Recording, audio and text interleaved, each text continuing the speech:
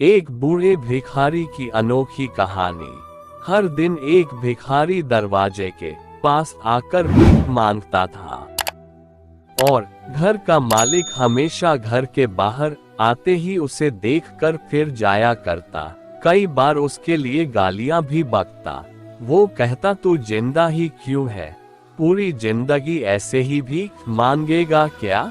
धरती का बोझ क्यों बना बैठा है? और कभी कभी उस भिखारी को गुस्से में वह धक्का भी मार दिया करता। इतना कुछ हो जाने के बावजूद अधिकारी के मुंह से सिर्फ यही निकलता कि भगवान भगवान तुम्हारे पापों को माफ करे। एक बार सेठ को धंधे में बड़ा नुकसान होने की खबर मिली। सेठ बहुत परेशान था कि तभी उसके दरवाजे पर वही भिखारी आया। गुस्से में अपना आपा खोते हुए सेठ ने उस भिखारी को पत्थर दे मारा। पत्थर लगने के कारण भिखारी का सर फूट गया और उसके सर से खून बहने लगा। फिर भी दर्द से कराहते हुए भिखारी ने इतना ही कहा, भगवान तुम्हारे पापा को माफ करे। भिखारी वहां से चला गया। सेठ सोच में पड़ गए। भिखारी को पत्थर मारा, फिर भी उसने सिर्फ प्रार्थना की। सेठ का गुस्सा शांत हुआ। शेर का मन शांत हुआ भिखारी का रहस्य जानने के लिए। सेठ ने भिखारी का पीछा करना शुरू कर दिया। भिखारी जहां जहां जाता सेठ उसके पीछे जाता। सेठ ने देखा कि कोई उसको खाना देता, कोई उसको मारता, कोई अपमानित करता तो कोई गाली देता।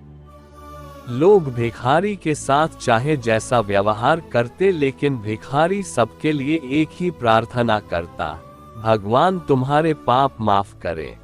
अब रात होने को आई थी। भिखारी अपने घर जाने के लिए लौटा। वो अपने घर पहुंच गया, लेकिन सेठ अब भी उसका पीछा कर ही रहा था। एक पुरानी टूटी हुई खटिया पर एक बूढ़ी औरत लेटी हुई थी। काफी कमजोर और बीमार लग रही थी। वह भिखारी की पत्नी थी। अपने पति को वापस आता देख वह खाट से उठ खड़ी हुई। पत्नी ने अपने पति के भीख वाले कटोरे में देखा, उसमें सिर्फ आधी बासी रोटी थी। उसे देखकर वह बोली, आज बस इतना ही मिला। और हाँ, आपके सिर से खून निकल रहा है, ये चोट कैसे लगी?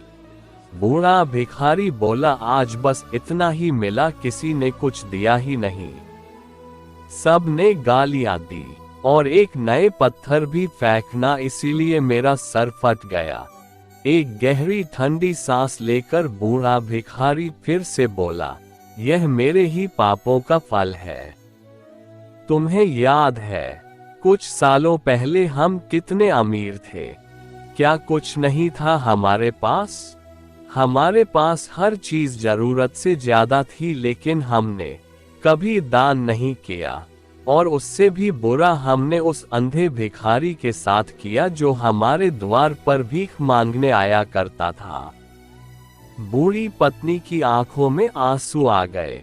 वो बोली, हाँ, हम उस बेचारे अंधे के साथ बहुत बुरा करते थे। उसका अपमान करते थे। उसे खाने के लिए रोटी की जगह कागज दिया करते। उसका मजाक उड़ाया करते और कभी कभी मारा भी करते। मैंने कभी उसको रास्ता नहीं दिखाए। एक बार मैंने उसके मुंह पर मिट्टी भी फेंकी थी और वह हमेशा दुखी होकर यही कहता कि भगवान तुम्हें तुम्हारे किए की सजा देगा। भगवान तुम्हारे पापों की सजा जरूर देगा। उसका श्राप सच हुआ और हम इस दुख भरी जिंदगी में आ गए।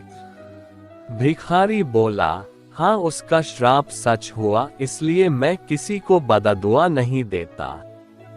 चाहे कोई मेरे साथ कैसा भी बर्ताव करे, मैं हमेशा उसके लिए प्रार्थना करता हूँ। मैं नहीं चाहता कि कोई भी हमारे जैसे जिंदगी का अनुभव करे, किसी को भी हमारे जैसे दुखों का सामना करना पड़े। वो नहीं जानते कि वह कितना बड़ा पाप कर रहे हैं, इसलिए अनजाने में हुए पाप की ऐसी सजा किसी को भी मिले मैं नहीं चाहता। सेठ वहीं पर छुपकर यह सारी बातें सुन रहा था। अब उसे सब कुछ समझ में आ गया था। भिखारी और उसकी पत्नी ने वह आधी रोटी मिल बांट कर खाए और भगवान को धन्यवाद बोलकर सो गए। अगले दिन बड़ा भिखारी फिर से भीख मांगने गया। सेठ के घर के पास जाते हैं। सेठ ने पहले से गरम रोटी या उसके लिए निकाल कर रखी थी। उसे देते हुए सेठ विनम्रता से बोला, माफ कर दीजिए बाबा, उसे बहुत बड़ी गलती हो गई। बूढ़ा भिखारी बोला, भगवान तेरा भला करे। इतना कहकर वह आगे निकल गया। इस कहानी से जो सीख लेने लायक है वह बड़ी ही सिंपल है कि आदमी चाहे किसी के बारे में बुरा कहे या भला करे, लेकिन भगवान सिर्फ कर्म के हिसाब से उसको फल देता। क्या हुआ अगर भगवान नहीं दिखता है, लेकिन ये बात बिल्कुल सच है, उसके खाते में सबका हिसाब बहुत बहुत पक्का होता है।